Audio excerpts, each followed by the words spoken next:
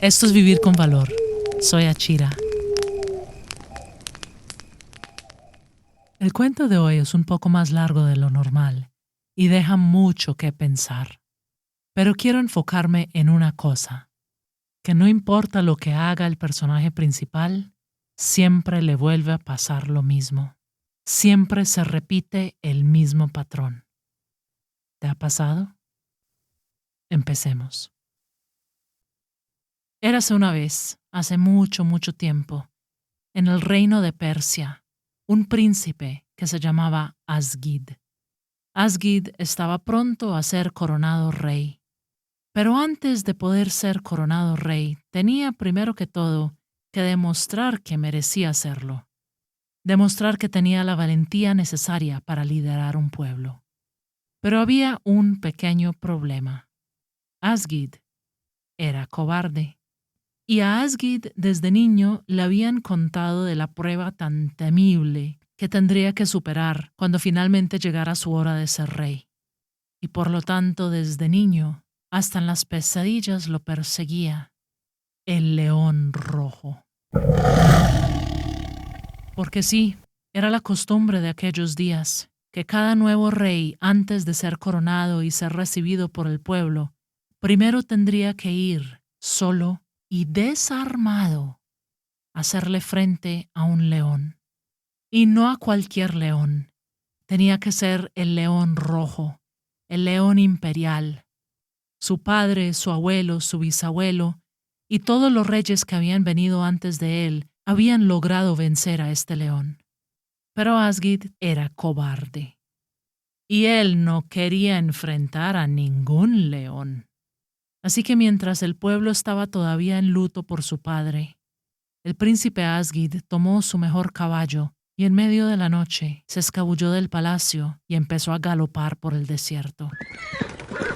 A huir lejos, lejos, lejos de la ciudad capital, del pueblo que lo esperaba y del león rojo.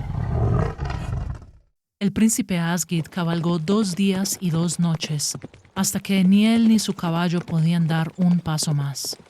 Y llegaron a un hermoso valle con un riachuelo cristalino que lo atravesaba y los campos llenos de ovejas. El príncipe Asgid y su caballo colapsaron al lado del riachuelo y bebieron profundamente del agua cristalina hasta que finalmente pudieron descansar. Y mientras estaba allí tirado, el príncipe Asgid empezó a escuchar una melodía, una flauta que sonaba tan hermoso y llenó su corazón de una tranquilidad. Y el príncipe Asgid se levantó y empezó a buscar la música y encontró no muy lejos de allí al pastor de las ovejas, un hombre sencillo, pobre, pero que se veía feliz. Y el hombre vio al príncipe Asgid observándolo y bajó la flauta de sus labios y le sonrió y le dijo que se acercara. «La paz sea contigo, hermano», le dijo. «Y contigo sea la paz», dijo el príncipe Asgid. «Pero no dejes de tocar. Traigo el corazón muy acongojado y tu música me transmite paz». El viejo pastor sonrió con sabiduría. «Ven, acompáñame», dijo el pastor. «Vamos allí a esa colina, quiero mostrarte algo». Y el príncipe Asgid y el pastor subieron la colina desde donde se veía todo el valle y el cielo tan hermoso. Apenas estaba empezando a atardecer, el cielo estaba rojo carmesí y el príncipe Asgid se recostó sobre la hierba bajo el rojo fuego del cielo. Aquí puedo estar tranquilo, aquí puedo tener paz. «Permíteme vivir contigo», dijo el príncipe Asgid. «Por favor, te ayudaré a cuidar las ovejas y me puedes enseñar a tocar la flauta». «Está bien», dijo el pastor. «Me vendría bien, ya que no tengo hijos y estoy bastante anciano. Pero debemos irnos ya, se está haciendo tarde». «¿No podemos esperar hasta la puesta de sol?», dijo el príncipe Asgid. «Esta es la vista más hermosa que he visto en mi vida». «No, hasta la puesta de sol. Antes ya está muy tarde. Vamos, vamos rápido». «¿Pero por qué?», dijo el príncipe Asgid. «No hay enemigos en estas tierras. Desde hace años el reino ha estado en paz». «Ja, dile eso a los leones», dijo el pastor. «¿A los ¿A los qué? Los leones, claro. ¿Acaso no sabes que esto es tierra de leones? Mira. Y el pastor se remangó un poco la túnica y mostró unas cicatrices terribles. Casi que no me escapo. Ellos vienen por las ovejas, ¿ves? Ah, dijo el príncipe Asgid. Discúlpame, pero creo que no me podré quedar contigo. Y el príncipe Asgid corrió donde su caballo, que ya había descansado y comido y bebido, y cabalgó toda la noche y todo el día, 2 noches y 2 días, hasta que finalmente llegó un desierto. Él y su caballo estaban hambrientos y sedientos. El viento caliente le soplaba arena en la cara y él caminaba con los ojos cerrados, guiando al caballo, cuando de repente a la distancia vio un campamento de árabes. El príncipe Asgid empezó a acercarse a ellos, pero ni siquiera había llegado cuando el mismísimo sheikh salió a recibirlo. Bienvenido, forastero, le dijo ofreciéndole agua. Es una bendición de Alá poderte recibir. Ven, por favor, permítenos ofrecerte nuestra hospitalidad. Y agradecido, el príncipe Asgid acompañó al sheikh, donde ya le tenían preparada la comida, y se sentó con él a partir el pan y a tomar el té, y le ofreció algunas de sus joyas al sheikh en agradecimiento. No, no, no, no, no, ¿cómo se te ocurre? Tú eres nuestro huésped, nuestro invitado, y la hospitalidad para nosotros es un deber sagrado y una bendición, dijo el sheikh, y se negó a recibir absolutamente nada de lo que el príncipe Asgid le ofrecía, y dijo, puedes quedarte con nosotros el tiempo que quieras. Y luego de haber descansado unos días y haberse recuperado, el sheikh invitó al príncipe Asgid a que lo acompañara a cazar gacelas, y el príncipe Asgid y los demás hombres de la tribu salieron a recorrer los desiertos. Y claro, el príncipe Asgid, habiendo sido entrenado en el mismísimo palacio de la capital, deslumbró a todos los árabes con su proeza y con sus habilidades en la cacería. Esa noche llevaron mucha carne al campamento y tocaron música y cantaron y celebraron hasta que las estrellas brillaban como diamantes. Ya eres uno de los nuestros, dijo el sheikh, abrazando al príncipe Asgid como si fuera su propio hijo. Pronto debemos irnos de este lugar porque ya no hay suficiente comida para los animales. Y en esta época del año siempre vamos al mejor lugar de todos, a las colinas rojas que quedan al sur. Las mujeres siempre tienen mucho miedo cuando vamos por allá porque hay muchas guaridas de leones. Pero ahora que tú estás con nosotros podremos estar tranquilos, porque nunca antes había visto tan buen cazador. Mañana algunos de los hombres vamos a partir hacia las colinas rojas y vamos a cazar a los leones y sacarlos de allí para que luego podamos traer a todas las familias. Y ya que tú nos vas a acompañar, sé que todos volveremos a salvo. El resto de la tribu empezó a aplaudir y a celebrar a Asgid, pero el príncipe Asgid estaba pálido, pálido, pálido, y no dijo nada. Y aquella noche, mientras todos dormían, se fue a buscar a su caballo, sintiéndose terrible, y cabalgó toda la noche y todo el día, 2 noches y 2 días, hasta que finalmente, exhaustos nuevamente, llegaron a una tierra llena de palmeras, y a lo lejos se veía un palacio rojo. Al llegar a las puertas del palacio, el príncipe Asgid se quitó el anillo y se lo entregó a uno de los guardias y le dijo que se lo presentara al emir. Y al ver semejante anillo, el emir inmediatamente invitó al príncipe Asgid a pasar y le dijo a los sirvientes que cuidaran del caballo. El príncipe Asgid se presentó ante el emir y le dijo, perdóname, no puedo darte mi nombre ni decirte por qué estoy aquí, pero te doy mi palabra que vengo en paz. Y si me permites quedarme, haré todo lo posible para ser útil, para ser tu consejero, para ayudarte en lo que pueda. El emir quedó muy impresionado con este joven tan elegante y tan educado, y le dijo que era bienvenido. El emir llamó a su hija, quien se llamaba Perezide, para que le diera al príncipe Asgid un tour del palacio y de los jardines. Y tan pronto el príncipe Asgid vio a Perezide, ahí quedó derretido. ¡Wow!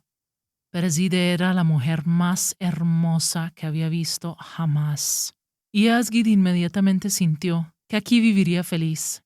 Aquí se le olvidarían sus culpas y sus problemas. Ella lo haría olvidar de todo.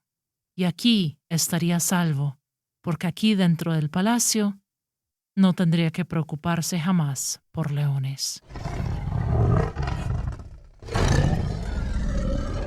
¡Ay! ¿Qué fue eso?, dijo el príncipe Asgid, levantándose de un brinco de la mesa. Ah, ese es el guardia. Ese es Bulak, dijo Periside. Solo está bostezando. ¿Bostezando?, dijo el príncipe. Sí, dijo Periside. Es que está bastante tarde. Me voy a ir a acostar. Nos vemos mañana. Periside se despidió y se fue, y el emir le dijo a Asgid, quien todavía estaba temblando, «Ven, te llevaré a tus aposentos». Pero cuando empezaron a subir, Asgid levantó la mirada, y allí, en la parte alta de las escalas, había un enorme león. Asgid se quedó petrificado y solamente podía balbucear y medio señalar al león. «Ah, no te habíamos presentado a Bulak», dijo el emir. «Ese es el guardia de mi hija. Lo tenemos desde que era un cachorrito». «No te preocupes. Está muy bien entrenado. Es totalmente inofensivo. Bulak únicamente ataca a los cobardes». «Ah, yo creo que todavía no me voy a dormir», dijo el príncipe. «¿No?», dijo el emir. «Bueno, no pasa nada. Estás en tu casa. Cuando quieras, la habitación tuya es la que está allí, arriba, justo detrás del león». «Bueno, gracias». El emir subió las escalas y acarició al león de camino, pero el león siguió mirando fijamente a Asgid, mientras Asgid iba retrocediendo paso a paso. Y tan pronto el emir entró a su habitación y cerró la puerta, el león se puso de pie. El príncipe Asgid se dio la vuelta y corrió, y sintió cómo el león bajaba las escalas corriendo detrás de él. El príncipe Asgid se metió a una de las habitaciones y cerró la puerta justo a tiempo. El león del otro lado de la puerta empezó a aruñar la puerta, tratando de tumbar la puerta, tratando de entrar. Asgid agarró la mesa, la silla, todos los muebles que habían dentro de la habitación y los puso contra la puerta. El león volvió a rugir. Y ahora sí, había huido tantas veces, pero no había podido escapar. 3 veces el león rugió. Y luego se quedó quieto. El príncipe Asgid sabía que seguía del otro lado de la puerta. Podía sentir el calor que emanaba del león. Podía olerlo. Pero el león no hacía nada. Simplemente estaba ahí, esperando. Y a medida que fueron pasando las horas y la noche se fue haciendo más profunda, más oscura, más silenciosa, el príncipe Asgid, quien no había cerrado los ojos, sabía que el león tampoco dormía. Y con el tiempo quizá fue el cansancio tan impresionante que llevaba encima, o quizá fue la magia hechicera de Periside, de este palacio rojo, que hizo que el príncipe Asgid le pareció, en el silencio de la noche, como si el león le estuviera hablando. 3 veces, le dijo el león. 3 veces te he rugido. 3 veces te he advertido. 3 veces has huido de mí, pero nunca podrás escapar. Si vuelves a huir, te estaré esperando. Huirás siempre, pero siempre me encontrarás a la vuelta. Nunca tendrás paz hasta que me enfrentes. Entiendo, dijo el príncipe Asgid. Entiendo. Los primeros rayos del alba empezaron a colarse por la ventana del palacio, y el príncipe Asgid sintió cómo el león del otro lado de la puerta se puso de pie, y sintió sus pasos alejándose, sintió el calor desvanecerse, y el príncipe Asgid quedó solo. Pero ya no era cobarde. Esperó a que entrara un poquito más de luz y se levantó y reacomodó los muebles, cada uno en su lugar, y abrió la puerta y salió.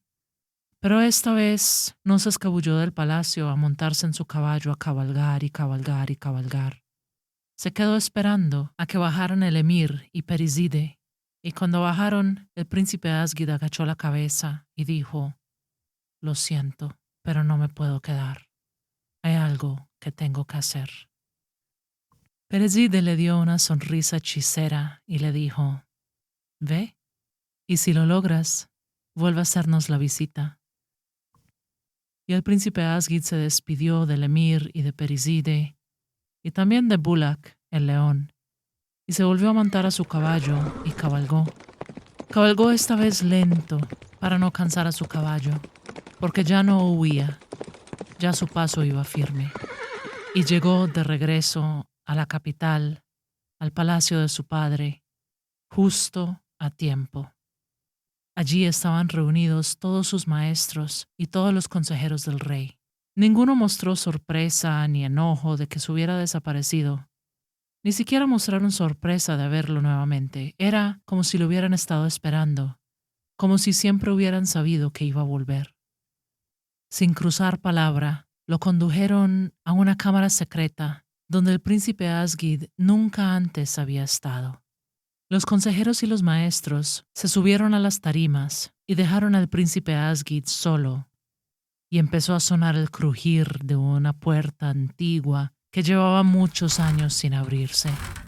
Y el príncipe Asgid pudo sentir el calor y oler el olor del león. Le temblaban las piernas, pero no se movió. No alzó los ojos para pedirle misericordia a su maestro o al consejero. Apretó los puños. No tenía ni idea cómo era que su padre había logrado derrotar a un león sin armas. Su padre nunca había querido responderle sus preguntas, nunca le había querido hablar sobre su encuentro con el león rojo. Lo único que decía era: cuando a ti te toque, solo sé valiente.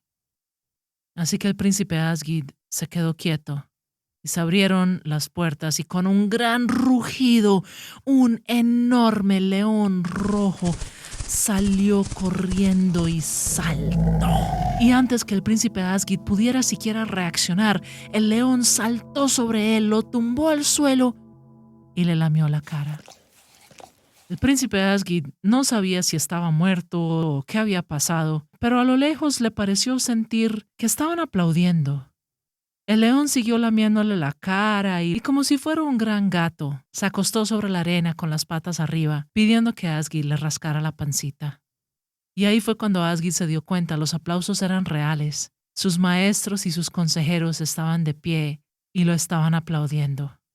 Y se dio cuenta el príncipe Asgid que el león rojo no había que derrotarlo, porque era mansito. No había que derrotar al león rojo, había que derrotar al miedo. Había que derrotar la cobardía, y lo había logrado. Al príncipe Asgid lo coronaron como rey de Persia, y al poco tiempo se casó con Periside. Y Asgid reinó muchos años, y el rey Asgid siempre le contaba a sus hijos sobre cómo él tenía tanto miedo que huyó 3 veces, pero que 3 veces el león lo estaba esperando. Y siempre les decía lo mismo: cuando te toque a ti, sé valiente.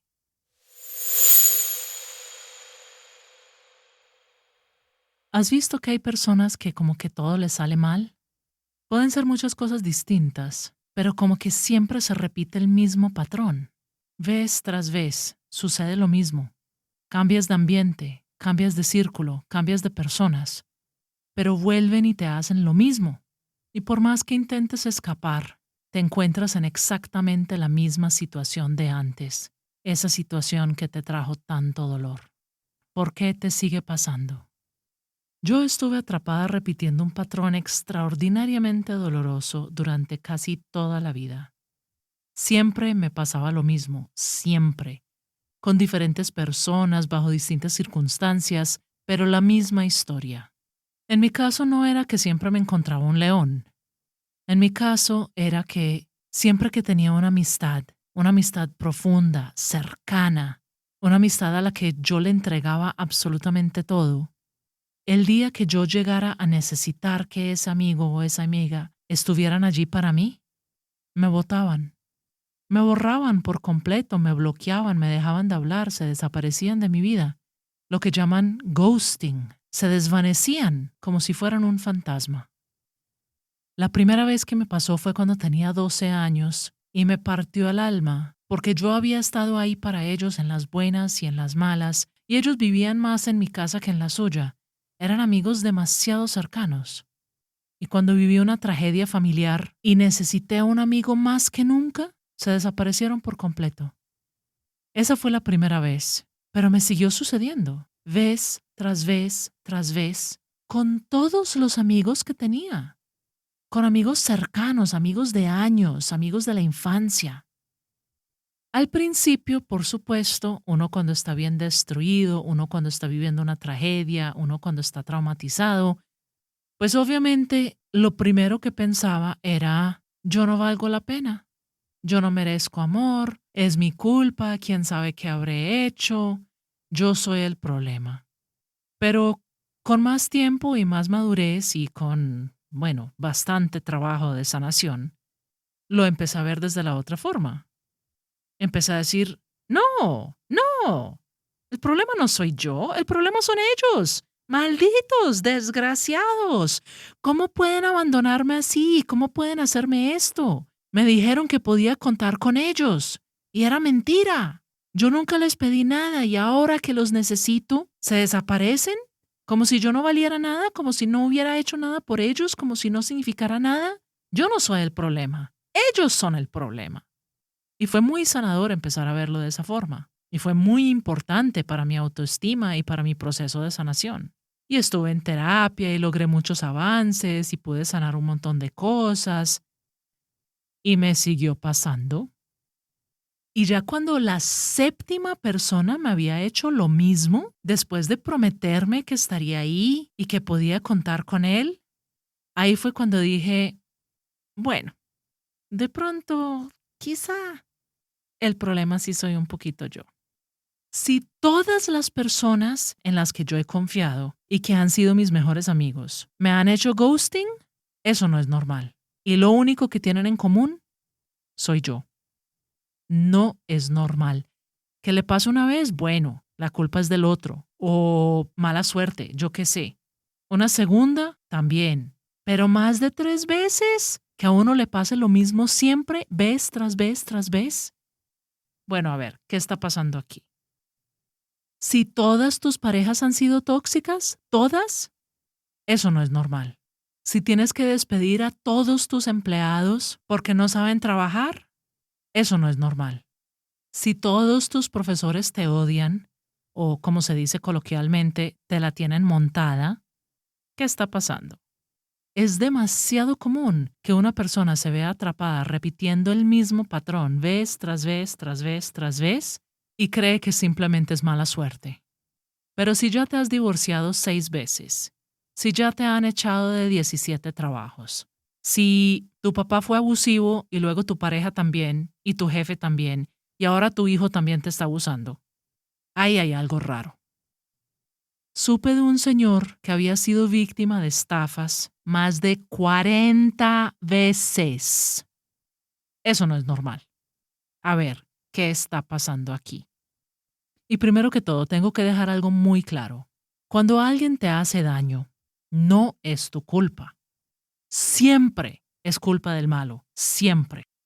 Si a ti te roban, te estafan, te engañan, te abusan, te mienten, te abandonan luego de prometer que estarían ahí para ti, ellos son los que están tomando esa decisión y ellos son responsables de sus propios actos. Y es injusto y está mal y no debería pasar. Nunca es culpa de la víctima, nunca. Pero, y yo sé que lo que voy a decir es muy controversial y puede que a mucha gente no le guste, si tú eres la víctima, nunca es tu culpa. Pero, si siempre eres la víctima, el malo te escogió a ti y el malo te escogió por algo. Puede que ese algo no tenga nada que ver contigo y que tú no tengas ningún control sobre él. Puede que tú todo lo estés haciendo bien. Pero si el malo siempre te escoge a ti, eso ya no es normal. Puede que lo que estés haciendo no sea algo malo. No necesariamente es que estés cometiendo un error. Pero sea lo que sea, algo en ti te está arrojando estos resultados. Y si no quieres estos resultados, tienes que encontrar qué hay en ti que los está creando. No te quedes ahí repitiendo el mismo patrón sin hacer nada. No te quedes ahí dando las mismas vueltas, las mismas vueltas, las mismas vueltas. Y no culpes lo que no puedes controlar. Es muy fácil decir que algo es karma, que estoy pagando algo que no recuerdo y que esa es la causa de todos mis males. Pero ¿y si no? Eso impide que yo tome responsabilidad. Eso impide que yo me ponga a indagar a ver qué es lo que realmente está pasando. Conocí a una mujer que repetía el mismo patrón con sus hijos. Y todos sus hijos le dejaron de hablar. Y obviamente esto a esta señora le dolía mucho. Pero ¿saben ella por qué creía que sucedía? Que había hecho unas regresiones y había descubierto que sus hijos, en vidas anteriores, habían sido enemigos de ella. Y que por eso ellos la estaban maltratando porque no habían superado ni sanado eso y que ellos eran los que tenían que hacer su trabajo ancestral para que pudieran tener una buena relación con ella y que cuando ellos quisieran volver y pedirle perdón, ella estaría ahí con los brazos abiertos. Qué conveniente. Y quién sabe, a lo mejor sería cierto, puede que la reencarnación sí exista, eso no se puede saber o no saber. Pero qué conveniente echarle la culpa a una historia por allá que no se puede desprobar y lavarse las manos del tema. Yo, que era una observadora neutral desde afuera, yo lo que veía era que ella era una terrible mamá. Y ella tenía todo tipo de actitudes y de cosas que me hacían pensar, con razón sus hijos se tuvieron que ir. Es que no tenían de otra. Ella era una persona demasiado, demasiado, demasiado tóxica. Pero eso ella no lo quería ver. Y por lo tanto dejaba a cualquier terapeuta que le decía que de pronto tenía que cambiar algo y más bien se quedaba con el gurú que le decía, no, no es tu culpa, tú aquí eres la víctima inocente, el problema son ellos. Mucho más fácil echarle la culpa a los hijos y a una supuesta vida pasada. Cuando uno está metido en un patrón doloroso, en vez de tratar de averiguar qué es lo que está pasando y cómo lo puedo cambiar, es muy fácil lavarse las manos y volverse mártir y decir, no, me toca sufrir y ya, estaré penando algo o, algo que he escuchado muchísimo, es que yo elegí esto. Desde el mundo espiritual, yo elegí esto desde antes de nacer para que mi alma aprendiera. ¿Aprendiera qué? Pues si es así, bueno, aprenda. Aprenda, no se quede ahí repitiendo el semestre y perdiendo el examen vez tras vez tras vez. Es más conveniente y más fácil echarle la culpa al otro. Pero si ya te ha pasado más de 3 veces, te va a seguir pasando. Es como si el universo o Dios o lo que usted le quiera llamar te estuviera poniendo una prueba y cada que se repite el patrón es que fallas la prueba. Es que no has aprendido tu lección. Y por lo tanto, se te vuelve a presentar, a ver si esta vez sí cambia algo, a ver si esta vez sí la logra superar. ¿No aprendió? Ah, bueno, démosle otra oportunidad. Repita semestre, repita semestre, repita semestre, hasta que finalmente aprenda lo que tiene que aprender. Para el príncipe Asgid era fácil. Él sabía lo que estaba haciendo mal y sabía lo que tenía que cambiar. Pero para muchos de nosotros, no tenemos ni idea qué es lo que estamos haciendo mal. Y eso sí que es muy frustrante y por eso siempre queremos echarle la culpa al otro, porque decimos, no, es que yo no veo que estoy haciendo mal, no puedo ser yo. En mi caso, con mis amigos, yo siempre decía, bueno, sí, yo siempre he escuchado de las mujeres que siempre terminan con los chicos malos, pero estos amigos no son malos, no son malas personas, son buenas personas, son grandiosas personas. ¿Cómo es que me siguen haciendo lo mismo? Y lloré y sufrí y me arrancaba los cabellos y era, ¿pero qué? ¿Qué estoy haciendo mal? Si supiera lo que tengo que cambiar, lo cambiaría. Y finalmente lo descubrí. Y era tan sencillo, tan simple. Mi gran revelación, una de las cosas que más me ha cambiado toda la vida fue darme cuenta, si quiero recibir en la medida en que doy, tengo que obligarme a dar en la medida en que recibo. Esto lo hablo más a fondo en mi episodio sobre el árbol generoso, pero en resumidas cuentas, mis amigos no es que fueran malas personas, pero yo las estaba haciendo una prioridad en mi vida, y ellos no estaban dispuestos a tenerme como prioridad a mí. Yo daba y daba y daba, pero no recibía. Y solamente cuando llegaba una crisis y realmente los necesitaba, ahí era que yo dejaba de dar. Pero todo ese tiempo yo era la única que había dado y por lo tanto yo era la única que estaba sosteniendo la relación. Y cuando yo dejaba de dar, porque ya no podía dar más, se caía todo y se desaparecían, porque yo nunca fui prioridad para ellos. Entonces sí, ellos eran el problema, pero yo los escogía. Yo escogía gente que no me daba nada. Y cuando cambié eso, cambió todo. Pero me costó mucho llegar a esa conclusión. Y es muy difícil porque a veces uno no quiere ver, uno no se quiere dar cuenta. En mi caso, yo no quería aceptar que si dejaba de dar se acababa la relación. Pero lo que estaba haciendo me estaba produciendo esos resultados. Y hasta que no aceptara mi responsabilidad, no podía salirme de ahí. Eso cambió absolutamente todo. Y no he vuelto a repetir el patrón. No me ha vuelto a pasar desde eso. Así que te dejo una tarea muy difícil. Vuélvete detective. Si estás atrapado en un patrón y si estás repitiendo lo mismo vez tras vez, si siempre te pasa lo mismo a ti, ponte a investigar, a conectar los hilos, a ver qué carajos está pasando.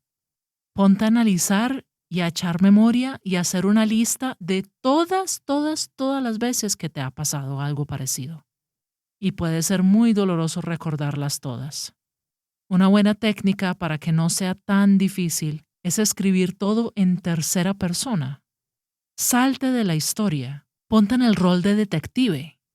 Míralo fríamente desde afuera, no como si te estuviera pasando a ti, sino como si le estuviera pasando a un personaje ficticio. En vez de decir a mí me pasó, puedes decir a doña Fernanda le pasó o lo que sea.